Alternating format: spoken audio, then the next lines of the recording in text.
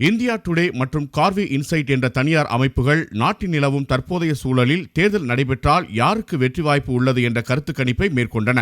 அதன்படி நாட்டில் தற்போது தேர்தல் நடைபெற்றால் தேசிய ஜனநாயக கூட்டணி 360 இடங்களை கைப்பற்றும் என்றும், பாரதிய ஜனதா கட்சி தனித்து 305 இடங்களை கைப்பற்றும் என்றும் ஆய்வின் மூலம் தெரிய வந்துள்ளது.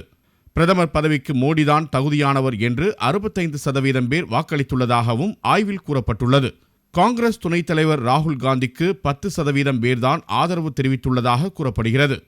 1000 மற்றும் 500 ரூபாய் நோட்டுகள் செல்லாது என்ற மத்திய அரசின் அறிவிப்பினால் கருப்பு பணம் ஒழியும் என்று 45% மக்கள் நம்பிக்கை தெரிவித்துள்ளனர். மேலும் இந்த நடவடிக்கை நாட்டின் பொருளாதாரத்திற்கு உதவியாக இருக்கும் என்று 35% மக்கள் கருத்து தெரிவித்துள்ளனர். பிரதமர் மோடியின் கருப்பு பண ஒழிப்பு நடவடிக்கைக்கு 80% மக்கள் ஆதரவு தெரிவித்துள்ளதாகவும் ஆய்வில் கூறப்பட்டுள்ளது.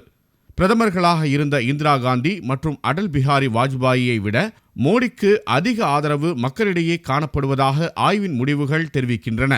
நாடாளுமன்ற குளிர்கால கூட்டத்தொடரில் ஐக்கிய முற்போக்கு கூட்டணி கட்சிகளின் செயல்பாடுகள் சுமாராகத்தான் இருந்ததாக 39% பேர் கூறியுள்ளனர்.